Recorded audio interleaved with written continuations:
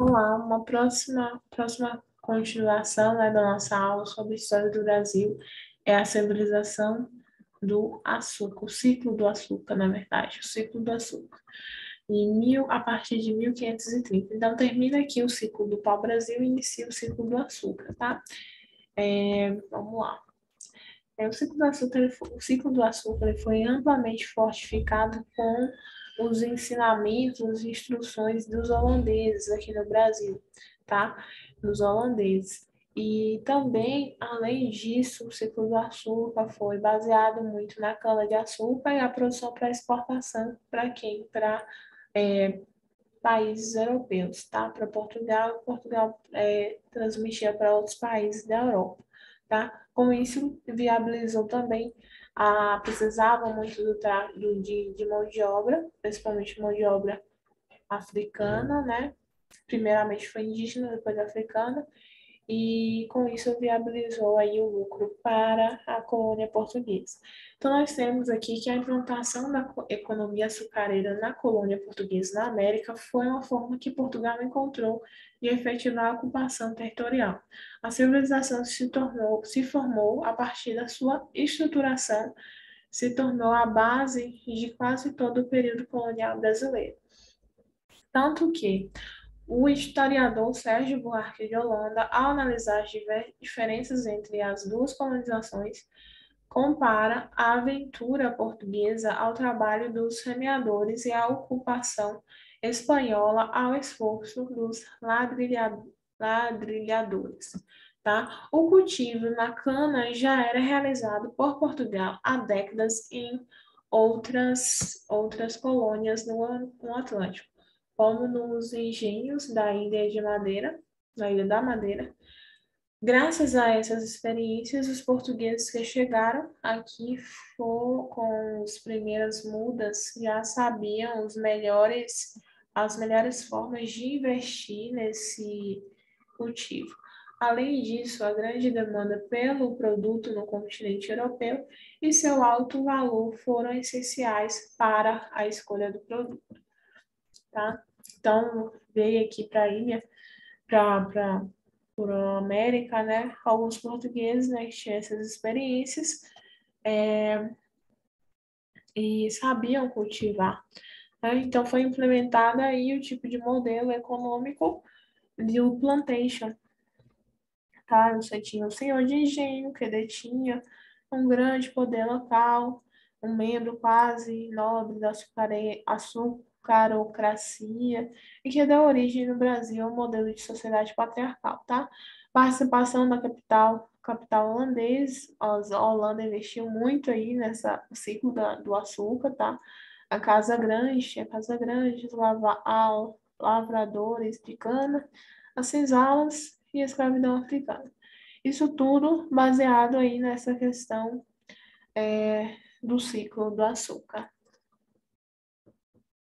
Então, nós tínhamos aí a formação do açúcar com os engenhos tinham as moídas, né, que moíam, né, moíam a cana-de-açúcar, ao mesmo tempo que formava aí esse suco da cana-de-açúcar, que são a garapa, tá? A garapa da cana-de-açúcar. E depois essa garapa ia para casa de pulgar, né? Na casa de pulgar, nas caldeiras, tinha as caldeiras sendo esquentadas e formava aí aquele precipitado mais sólido. E o mestre do açúcar tinha uma pessoa que era paga justamente para saber o ponto, né? Certo ali do açúcar, para manter a moenda e tal, consertar alguma coisa. E eram pessoas benquistas. E colocado tudo isso aí em formas, né? Formando aí os chamados pão de açúcar, tanto que aquele lugar no Rio de Janeiro chama pão de açúcar por causa disso. E aí se transformava no açúcar mascavo, não era refinado aqui, tá? Só era refinado em Portugal, se eu não me engano. E depois era refinado, né? Era chamado homens bons que faziam a manutenção aí dessa moeda, tá? Aqui é um exemplo de uma moeda, né? De um engenho. Aqui nós temos a casa grande, tá? Que seria uma típica propriedade um lote de terra de um senhor de engenho, seria a Casa Grande aqui, né? Aqui nós teríamos as roças que eles trabalhavam, os escravos, no caso, as moendas aqui do lado, no caso de Pulgar, tinha aqui, e a senzala. E não era qualquer pessoa que tinha, né, gente? Esse tipo de estrutura, que tinha uma moenda, que tinha um engenho, porque era custoso. Vamos lá para as questões. Considerando o conceito do antigo sistema colonial, o açúcar foi o produto escolhido por Portugal para dar início à colonização brasileira em virtude de o açúcar e suas técnicas de produção foram levados à Europa pelos árabes no século XVIII, durante a Idade Média, mas foi principalmente a partir das cruzadas do século XI, né, e XIII que a sua procura foi aumentando. Nessa época, passou a ser importado do Oriente Médio, produzido em pequena escala no sul da Itália, mas continuou a ser um produto de luxo extremamente caro, chegando a figurar nos dotes de princesas casadoiras. Dotes de princesas casadoras. O açúcar para como dote, né? Que loucura. Livro Grandeza do Brasil no tempo de Antonil, tá? Então, nós temos aí, considerando o conceito de antigo sistema colonial, o açúcar foi o produto escolhido por Portugal para dar início à colonização brasileira em virtude de o lucro obtido com seu comércio, o comércio ser muito vantajoso, né? O lucro era vantajoso.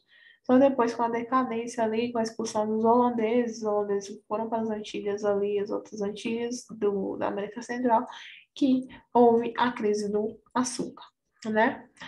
B. Os árabes serem aliados históricos portugueses? Não. C. A mão de obra necessária para o cultivo ser insuficiente? Não.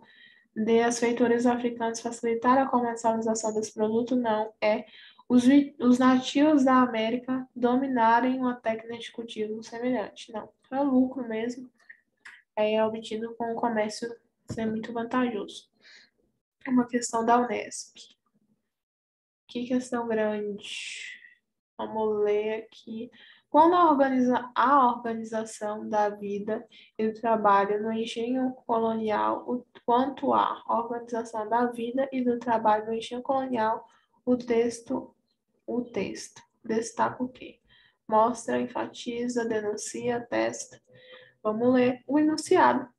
A Casa Grande, residência do senhor de engenho, é uma vasta e sólida mansão terra, né? A gente viu tinha uma novela que explicava bem isso. É uma vasta e sólida mansão térrea ou em sobrado, distingue-se pelo seu estilo arquitetônico sóbrio, mas imponente, que ainda hoje empresta majestade à paisagem rural nas velhas fazendas de açúcar que preservaram. Constituía o centro de radiação de toda a atividade econômica e social da propriedade. A Casa Grande completava-se com a capela, onde se realizavam os ofícios e as cerimônias religiosas. Próximo se erguia a senzala, habitação dos escravos, os quais, nos grandes engenhos, podiam alcançar algumas centenas de peças. Pouco além serpenteava o rio, traçando através da floresta uma via de comunicação vital. O rio e o mar se mantiveram no período colonial como elementos constantes de preferência para a escolha da situação da grande lavoura. Ambos constituíam as artérias vivificantes. Por meio delas, o engenho fazia escoar suas safras de açúcar e por elas singravam os barcos que conduziam as toras de madeira abatidas na floresta, que alimentavam as fornalhas do engenho, ou variedade e a multiplicidade de gêneros e artigos manufaturados que o engenho adquiria alhures. Alhures. Esse é um texto de 50 textos de história do Brasil. Quanto à organização da vida e do trabalho no engenho colonial, o texto se refere a destaca a ausência de quaisquer relações de trabalho e de amizade dos senhores com seus escravos. B. Demonstra a distribuição espacial das construções e seu papel no funcionamento e na lógica do poder dentro do engenho. Exatamente. C. Enfatiza a predominância do trabalho compulsório e os lucros obtidos na comercialização de escravos de origem africana. Não. D. Denuncia o descaso dos senhores de engenho com a escolha da localização para a instalação do engenho. Não. Atesta a irracionalidade do posicionamento das edificações e os problemas logísticos trazidos pela falta de planejamento espacial. Também, demonstra a distribuição espacial das construções e seus papéis. Vamos lá. A pergunta é sobre posteriormente ressignificados no interior de certas irmandades e no contato com outra matriz religiosa, o ícone e a prática mencionada no texto estiveram desde o século XVII relacionados a um esforço da Igreja Católica para. Texto 1. Texto 2. Os santos tornaram-se grandes aliados da Igreja para atrair novos devotos, pois eram obedientes a Deus e ao poder clerical. Contando e estimulando o conhecimento sobre a vida dos santos, a Igreja transmitia aos fiéis os ensinamentos que julgava corretos e que deviam ser imitados por escravos que, em geral, traziam outras crenças de suas terras de origem, muito diferentes das que preconizava a fé católica.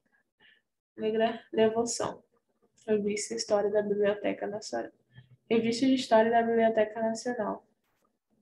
Posteriormente ressignificados no interior de certas irmandades e no contato com outra matriz religiosa, o ícone e a prática mencionada no texto estiveram desde o século XVII relacionados a um esforço da Igreja Católica para, letra A, reduzir o poder das confrarias, não sei o que é confrarias, B, cristianizar a população afro-brasileira.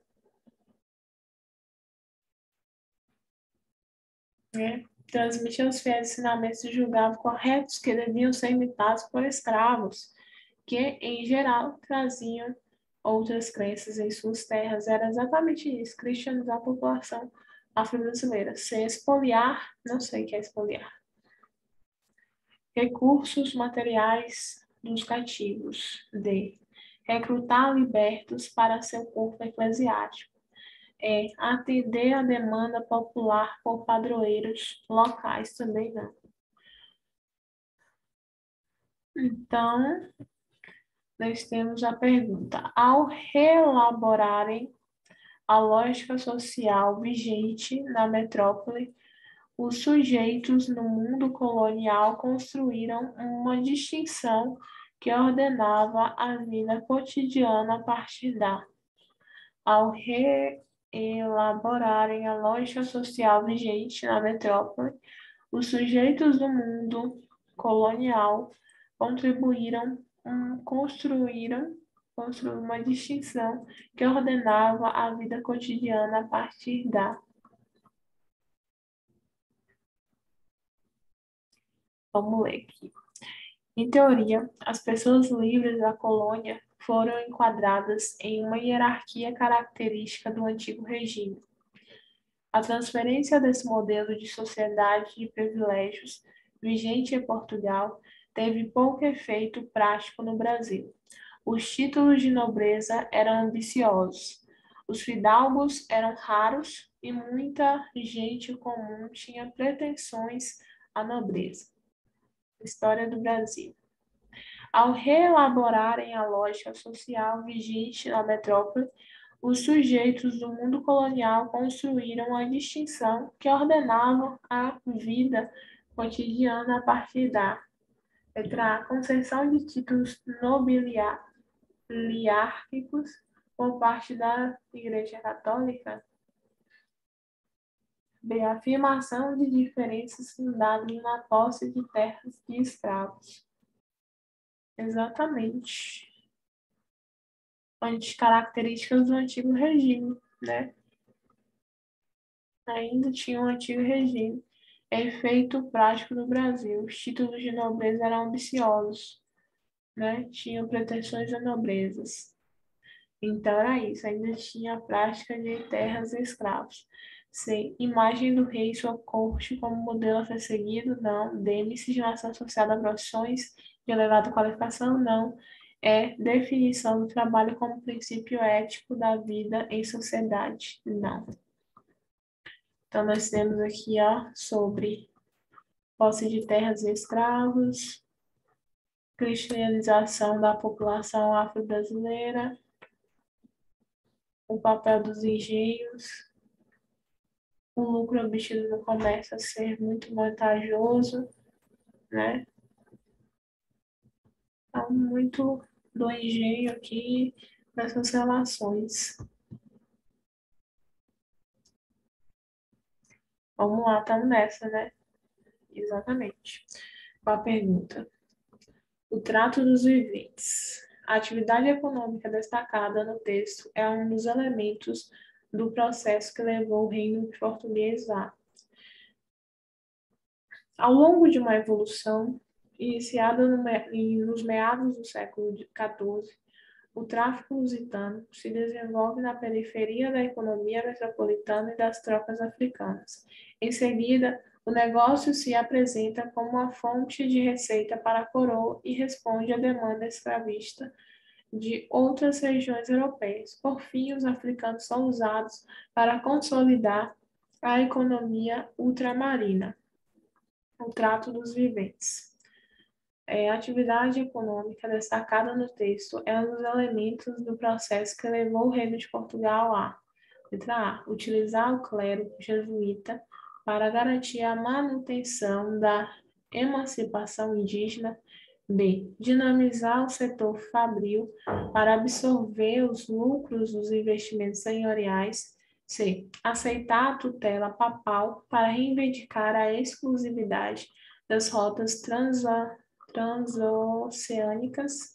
D, fortalecer os estabelecimentos bancários para financiar a expansão da exploração mineradora. E implantar agromanufatura açucareira para viabilizar a continuidade da empreitada colonial. Difícil essa aqui. Ao longo de uma evolução iniciada em meados do século XIV, o tráfico lusitano, né, o tráfico negreiro e tal, implementar a agromanufatura, né, mão de obra escrava e açucareira, para viabilizar a continuidade da empreitada colonial. Exatamente.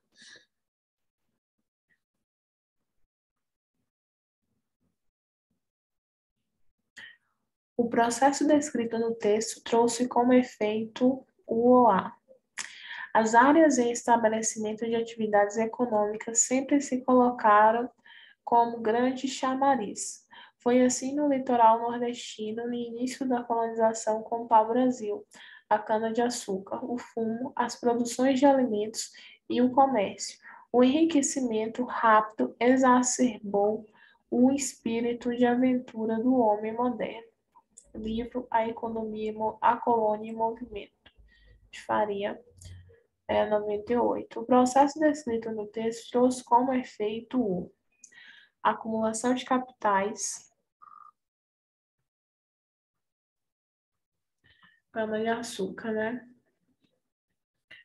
De capitais na colônia não como capitais na colônia. A criação de ambiente, não.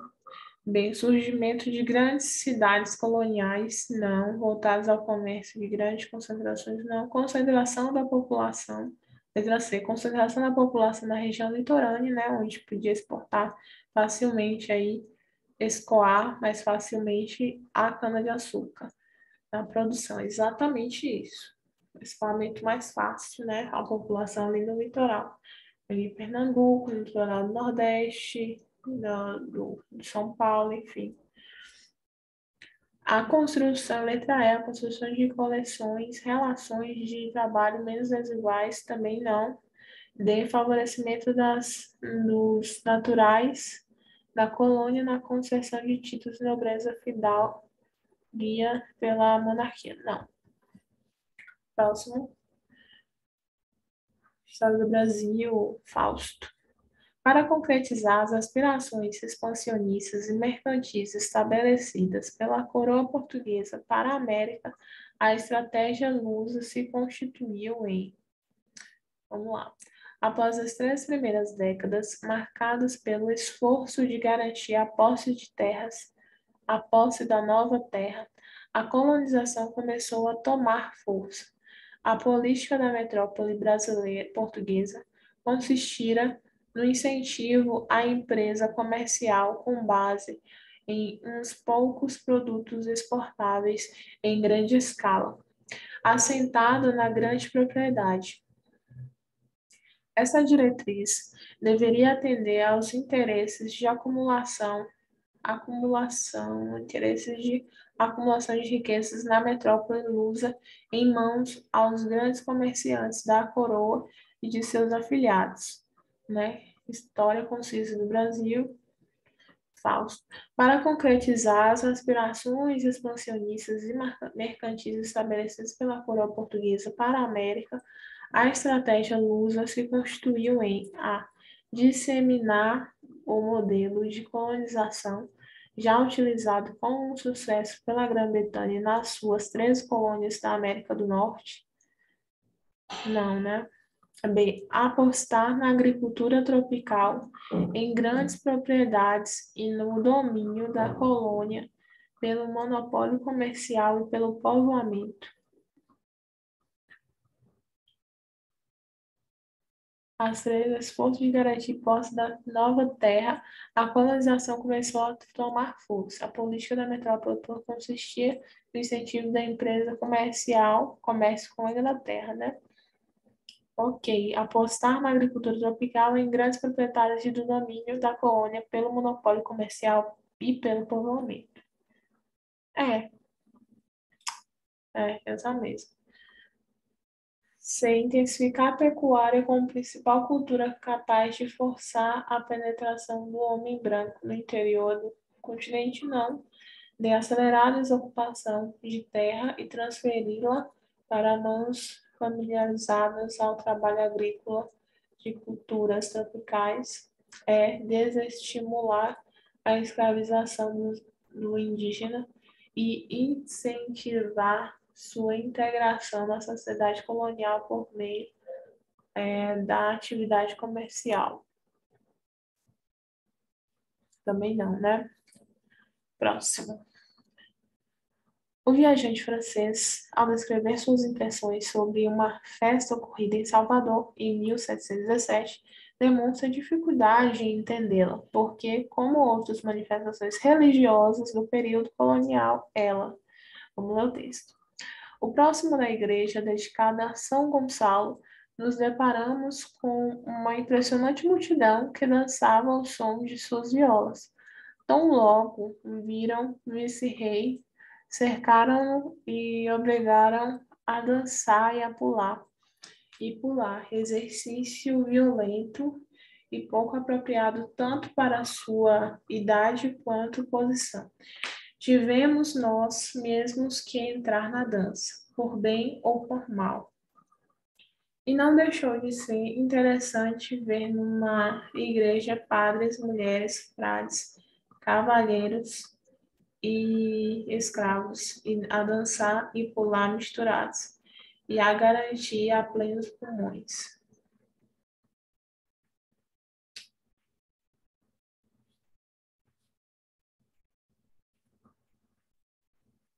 As festas no Brasil colonial.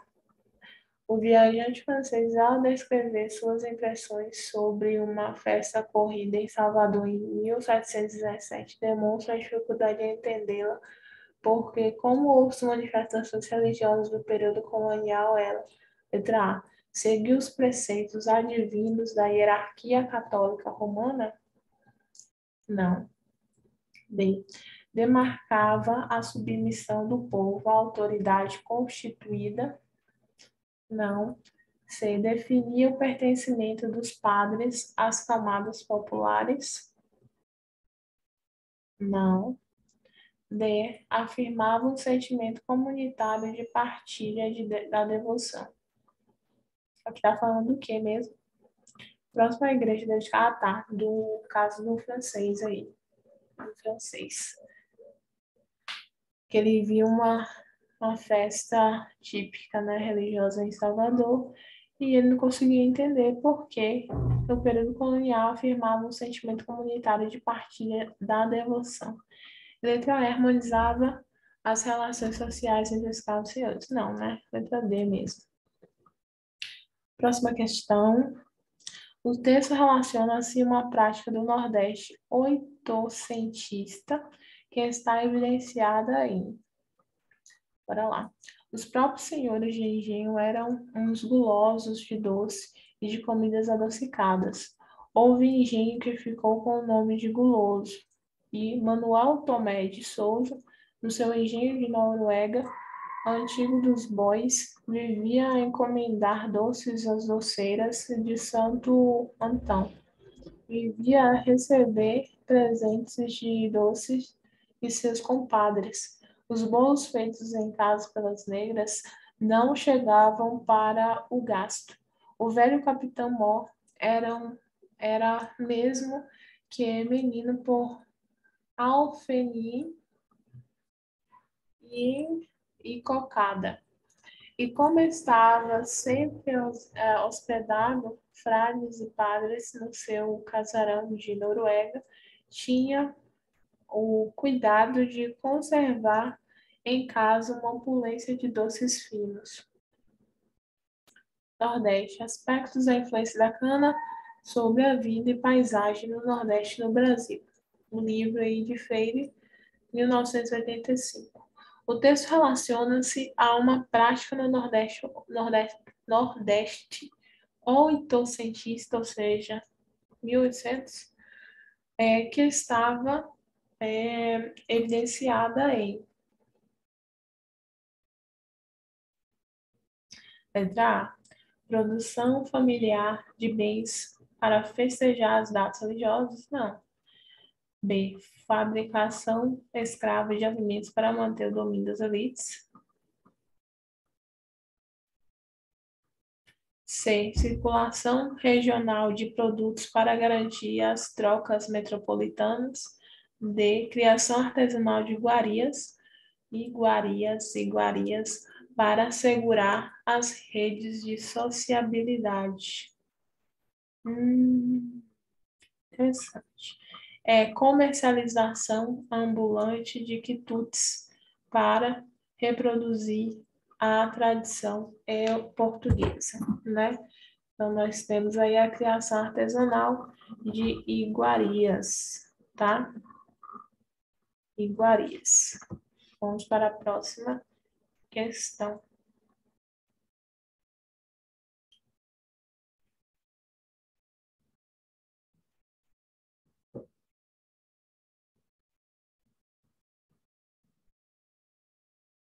Comida muito saborosa, refeição apetitosa, iguaria. Então, vamos lá.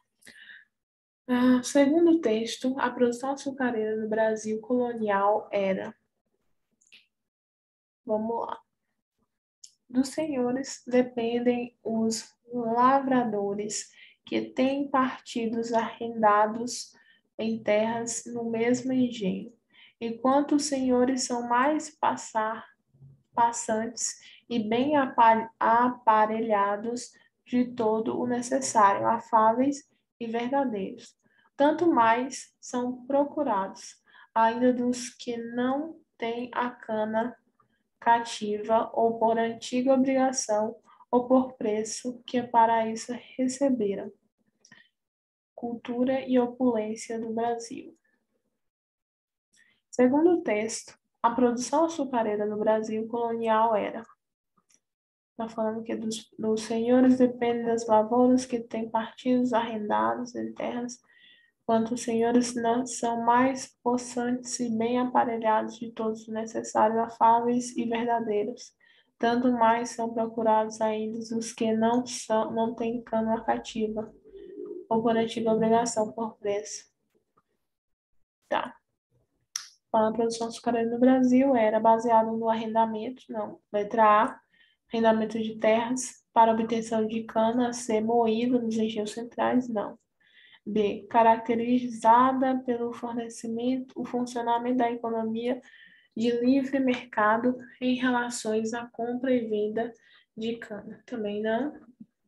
C, dependente de insumos importados da Europa nas frotas que chegavam aos portos em busca do açúcar. Também não. D, marcada pela interdependência econômica entre os senhores de engenho e os lavradores de cana. Interdependência entre os senhores de engenho e os lavradores de cana, porque precisavam de pessoas para colher, né? Arrendar essas canas de açúcar, né? Para os senhores de engenho. E é sustentada no trabalho escravo desempenhado pelos lavradores de cana em terras arrendadas. Arrendamento de terras.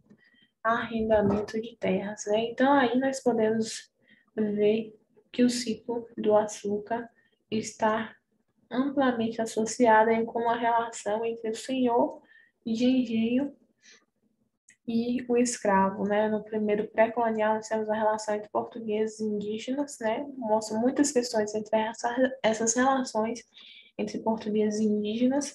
Aqui nós temos muitas questões com a relação entre senhores de engenho e escravos, né? Ou mesmo os escravos, os senhores de engenho, com a própria estrutura física ali do engenho, tá? Então, nós temos muitas essas questões, tá? Essas questões, essas relações, ok? De independência, as relações sociais, tá? A questão da religião, das manifestações, enfim, ok? Então, é isso, nossa aula. Muito obrigada e até a próxima.